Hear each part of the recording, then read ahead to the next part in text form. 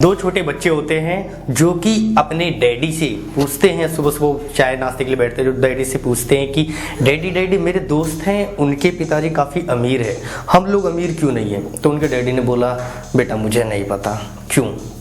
फिर भी बच्चों ने काफ़ी फोर्सफुली किया कि नहीं हमें भी बताओ, हमें भी अमीर बनना है, मेरे दोस्तों के पास बड़ी गाड़ियाँ हैं, बड़े कमरे हैं, महंगे घर हैं, लेकिन हम लोगों के पास नहीं है, ऐसा क्यों। तो उनके डैडी ने आखिरकार उन्होंने कहा कि ये सवाल मुझसे पूछने की जगह तुम्हारा जो फ्रेंड है उनके पिताजी से पूछो, मतलब अपने दोस्त के पिताजी से क्यों पूछे। तो उनके डैडी ने बताया कि मेरा बैंकर और तुम्हारे फ्रेंड का पिताजी है, उनका बैंकर दोनों सेम है। उनके बैंकर ने कहा कि उनके पिताजी काफ़ी नोट छाप रहे हो, पैसे को बना रहे हो और आने वाले समय में बहुत ही बड़े पूंजीपति बनेंगे। तो उन बच्चों को ये बात गड़ कर गई कि वो पैसा छाप रहे हैं, पैसा बना रहे हैं। तो उन बच्चों ने थोड़ा सा आइडिया लगाया कि हम ऐसा क्या कर सकते हैं जिससे कि हम भी पैसे बनाने लगे। तो उन बच्चों ने थोड़ा सा सोचा कि क्यों ना हम पैसे बनाने की तकनीक पे काम करें। तो वो और उसका जो फ्रेंड है दोनों ने सोचा कि क्यों ना हम टूथपेस्ट की ट्यूब को इकट्ठा करें। टूथपेस्ट का ट्यूब, जी हाँ, उस समय टूथपेस्ट का ट्यूब एक सिल्वर की उसमें आती थी, अब तो प्लास्टिक में आती है, लेकिन उस समय सिल्वर की ट्यूब में आती थी। तो उन बच्चों ने क्या किया, घर घर जा जा के सिल्वर की ट्यूब को इकट्ठे किए। तो सिल्वर की ट्यूब को इकट्ठा करने से बेनिफिट क्या हुआ, उन्होंने सारे ट्यूब को इकट्ठे किए, इकट्ठे करने के बाद एक जगह रखा और फिर उन्होंने उस ट्यूब को पिघलाना स्टार्ट किया, बहुत ही तगड़ी टेम्परेचर पे पिघलाना स्टार्ट किया। उस ट्यूब को पिघलाने के बाद उन्होंने उसको एक प्लास्टर ऑफ पेरिस के जिंक में ढांचे में डाला, ढांचे में पिघला के डालते हैं ना, उस पिघला के उसमें ढांचे में डाला। और ये कार्यवाही काफ़ी समय से चल रही थी। छोटे छोटे बच्चे 8-9 साल के, वो काफ़ी देर इधर से उधर काम में लगे हुए थे। इतने में उनके डैडी हैं और उसके जो फ्रेंड के डैडी वहाँ पे आए, उनकी महंगी गाड़ी, इस गाड़ी से नीचे उतरे। उन्होंने देखा कि दो छोटे बच्चे किस तरह से काम में लगे पड़े और फिर वो काफ़ी देर तक वहाँ पे खड़े होकर देखने लग गए।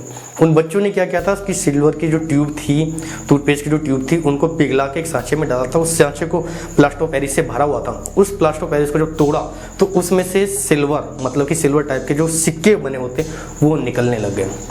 तो उनके दोनों डैडी आपस में देख के उनको खूब जोर जोर से ठहाए के मार के हंसने लग गए। उन्होंने बोला कि आखिरकार तुम लोग कर क्या रहे हो। तो उन बच्चों ने बताया कि हम भी पैसे बना रहे हैं, कि हम भी पैसे बना रहे हैं और हम भी आने वाले टाइम में काफ़ी अमीर बन जाएंगे। लेकिन फिर उनके डैडी ने कहा कि ये एक इलीगल तरीका है पैसे बनाने का, पैसे इस तरह से नहीं बनाया जाता, अगर तुम इस तरह से बनाते हो तो सरकार तुम्हें जेल में डाल देगी। और फिर बच्चों ने ये काम बंद कर दिया। जी हाँ, मैं बात कर रहा हूँ रॉबर्ट टी कियोसाकी की, जो कि 9 साल की उम्र में ही पैसे बनाने की टेक्निक में काम कर रहे थे कि कैसे पैसे को बनाया जाए। और rich dad poor dad book पूरी उसी बुक के ऊपर है कि कैसे हमें अपने फाइनेंशियल एजुकेशन पे काम करना चाहिए और कैसे पैसे बनाने की टेक्निक पे काम करना चाहिए legally. Hello everyone, this is Vicky Rajput और आप इस चैनल पे पहली बार आए तो प्लीज़ चैनल को सब्सक्राइब करो और एक लाइक करके मेरा हौसला जरूर बढ़ाएं, ताकि मैं इस कंटेंट को आगे और बनाता जाऊँ। और इस बुक की पूरी समरी मैं एपिसोड में डिवाइड कर रहा हूँ, तो आपने पिछला एपिसोड नहीं देखा हुआ तो आप पीछे कार्ड में या लिंक में जा सकते हैं, इससे पिछला एपिसोड आप देखें। तो इसी तरह से उनकी जर्नी स्टार्ट हुई। उसके रॉबर्ट टी कियोसाकी, उसने अपने फ्रेंड माइक से कहा कि क्यों ना तुम अपने पिताजी से हमारी दरख्वास्त करो और हमें पैसे बनाने की टेक्निक पे वो सिखाएं हमें। तो उसके फ्रेंड ने काफ़ी अप्रोच लगा के अपने पिताजी से टाइम निकाल लिया। तो टाइम निकालने के बाद जैसी बात है वो उनके पास पहुँचे। पहुँचने के बाद वहाँ पे काफ़ी भीड़ थी।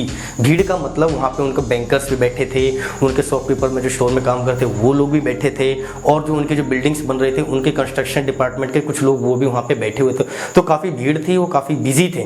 बिजी होने के बाद वो काफ़ी समय निकलने के बाद फिर उन्होंने टाइम दिया उन दोनों को। तो वहाँ पे रॉबर्ट टी कियोसाकी डायरेक्टली वहाँ पे पहुँचा। उन्होंने सीधा सा एक ही सवाल किया कि हमें भी पैसे बनाने की टेक्निक को सीखना है, प्लीज़ हमें भी सिखाओ। उन्होंने डायरेक्टली यही कहा।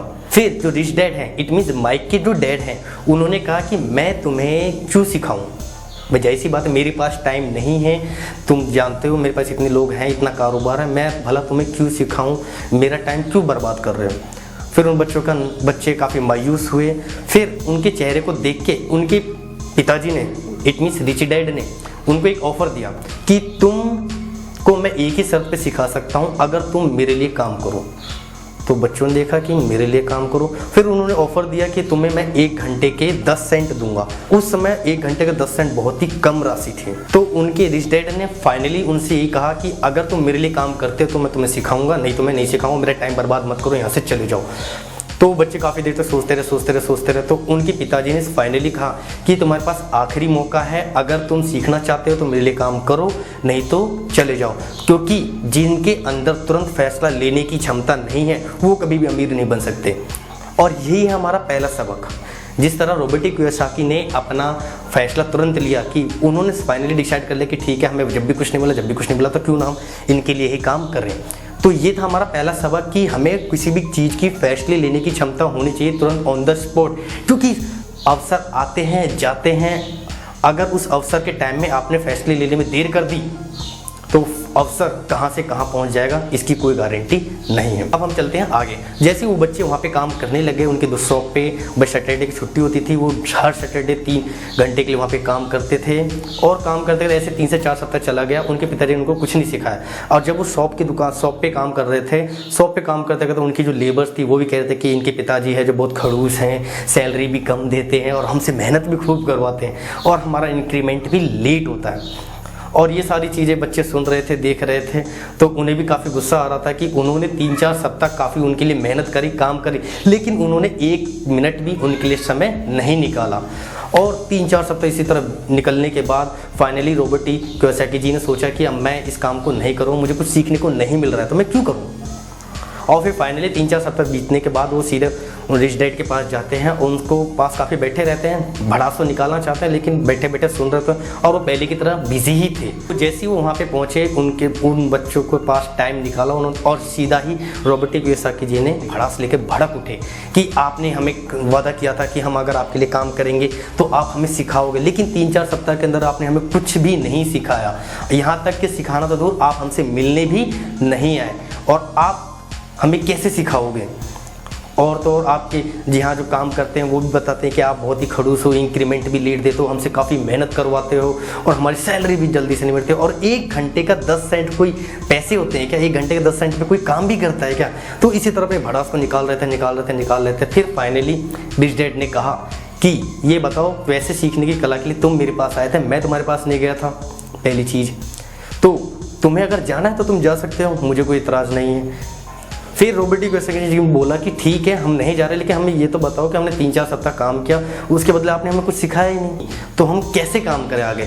फिर उनकी डैडी ने कहा कि कौन कहता मैंने तुम्हें कुछ नहीं सिखाया, तुम लोग 3 से 4 सप्ताह रेगुलर काम कर रहे हो, उसमें तुम लोगों ने देखा कि कैसे लोग डेली सुबह उठते हैं, डेली काम करते हैं और डेली काम पे जाते हैं और हमेशा बॉस के लिए लड़ते हैं कि वो बॉस ऐसा है, वो हमें सैलरी कम देता है, इंक्रीमेंट कम करता है और तो और उनका शोषण भी करता है। और बहुत सारे लोग इसी तरह अपने ऑफिस जाते हैं, काम पे जाते हैं और अपने बॉस को कोसते हैं कि वो उनका ज़्यादा समय यूज़ करवाते हैं और सैलरी भी उतनी नहीं देते हैं और इसी तरह दुनिया चलती है। मैं तुम्हें ये चीज़ बोर्ड पे समझाऊँ तो तुम्हें चीज़ समझ में नहीं आती, इसलिए मैंने तुमसे काम करवाया। तुमने 3 से 4 सप्ताह काम किया जब तुम इतने बोरियत महसूस कर रहे हो और यही लोग अपनी उम्र में 30 से 40 साल रेगुलरली कंटिन्यूसली काम करते रहते हैं और लोगों को दोष देते रहते हैं। और मैं नहीं चाहता कि तुम भी इन लोगों की तरफ दोष देना स्टार्ट करो और यही तुम्हारा खुद का सबक है। यही हमारा सबक नंबर 2 है कि हमें लोगों को दोष देना की जगह हम खुद को बदलना चाहिए। उनके डैडी ने कहा कि बहुत से एम्प्लॉय अपने बॉस को दोष देते हैं, सरकार को दोष देते हैं, लेकिन इससे कोई फ़ायदा नहीं है। आप 50 लोगों को उंगली दो, दोष दो, लेकिन इससे कोई बेनिफिट मिलने वाला नहीं है। लेकिन उसी की जगह आप अपने आप को दोष दो कि मैं ये काम क्यों कर रहा हूँ और मैं ये काम कर भी रहा हूँ तो इतने कम पैसे में क्यों कर रहा हूँ, और कर भी रहा हूँ तो मैं ऐसा क्या कर सकता हूँ जिसमें मेरे पैसे और बढ़े, सैलरी और बढ़े, ताकि मेरे को अप्रोच ना करना पड़े, सैलरी और इंक्रीमेंट होए। तो इस तरह लोग सब उंगली करके बोलते रहते हैं, लेकिन वो खुद को बदलना नहीं चाहते। वो सरकार को बदलना चाहते हैं, अपने बॉस को बदलना चाहते हैं, जो कि पॉसिबल नहीं है। तो लोगों को बदलने की जगह हम खुद को बदल सकते हैं, ये पॉसिबल है। और फिर फाइनली उनके पिताजी ने कहा कि भाई तुम मेरे पास आए थे, मैं तुम्हारे पास नहीं गया था, अब तुम्हें अगर आगे सीखना है तो अब मैं तुम्हें पैसे नहीं दूंगा, अब तुम्हें मेरे लिए फ्री में काम करना पड़ेगा। तो रॉबर्ट कियोसाकी काफ़ी नाराज़ थे। उन्होंने पूछा ऐसा क्यों? तो उन्होंने कहा कि अमीर लोग कभी भी पैसे के लिए काम नहीं करते हैं, वो पैसे से अपने लिए काम करवाते हैं, अमीर लोग कभी पैसे के लिए काम नहीं करते। इसलिए ये तुम्हारा नया सबक है, सबक नंबर 3 के लिए। और उनके लिए एक नया सबक था कि अमीर लोग पैसे के लिए काम नहीं करते, इसलिए मैं आपसे तुम्हें 1 पैसे भी नहीं दूंगा, ना ही 1 घंटे के, ना 3 घंटे, अब तुम्हें फ्री में काम करना पड़ेगा। और यही था हमारा सबक नंबर 3।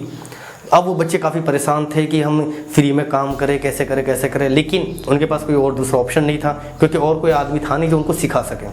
तो उन्होंने फाइनली वो डिसीजन को ले लिया। फाइनली उनका डिसीजन मानने के बाद उन्होंने काम करना स्टार्ट कर दिया। लेकिन यहाँ पे देखो सबसे बड़ी चीज़ क्या हुई कि वो लोगों को ऑब्जर्व करने लग गए कि किस तरह लोग 30 से 40 साल ऐसे ही काम करते रहते और थोड़ा सा भी रुक के ये नहीं सोचते कि वो कैसे इसको इम्प्रूव करे, अपनी स्किल सेट को कैसे काम करे। वो तो बस हमेशा अपनी सैलरी, बॉस और काम को कोसते रहते हैं। लेकिन उनको ये चीज़ समझ में आ गई थी कि रिच डैड जो है उनको कुछ सिखाना चाह रहे थे।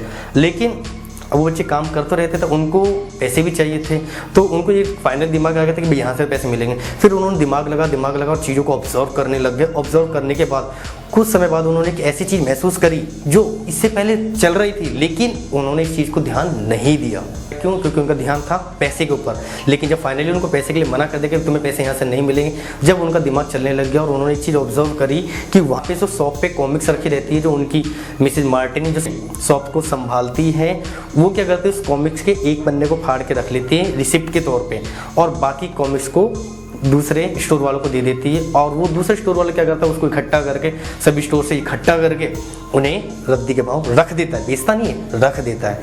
तो उन्होंने ये चीज़ नोटिस करी। फिर वो सीधा सेल्समैन के पास पहुंचे। उन्होंने पूछा कि वो कॉमिक्स को करते क्या है, तो उन्होंने बताया फाइनली कि हम इस कॉमिक्स को कुछ नहीं करते, सीधा ले जाके स्टोर रूम में रख दे। फिर उन्होंने वहाँ से आइडिया लगाया। फिर उन्होंने सेल्समैन से कहा कि हम ऐसा क्या हम ऐसा नहीं कर सकते कि आप इस कॉमिक्स को मुझे दे दो। उन्होंने कहा ठीक है हम आपको दे देंगे, लेकिन एक शर्त है कि आप इसे बेच नहीं सकते। और वहीं पे उन्होंने दिमाग लगा दिया। उन्होंने क्या किया, सारी कॉमिक्स को इकट्ठा किया। इकट्ठा करने के बाद एक जो उसका फ्रेंड है माइक, उसकी बेसमेंट की जगह खाली थी, वो सारे कॉमिक्स को वहाँ पे इकट्ठा करा। इकट्ठा करके रैक में अच्छी तरह से सजा दिया बुक्स को, कॉमिक्स को, और वहाँ पे सभी आसपास के बच्चों को बता दिया कि आप यहाँ पे कॉमिक्स पढ़ सकते हैं, वो भी 1 घंटे के 10 सेंट के हिसाब से। अब 1 घंटे के 10 सेंट कई बच्चों के लिए नॉर्मल थी, क्योंकि उस समय एक कॉमिक्स की कॉस्ट 10 सेंट से ज़्यादा आती थी, और बच्चे को पता था कि 1 घंटे के अंदर वो कम से कम 2 से 3 कॉमिक्स पढ़ सकते हैं।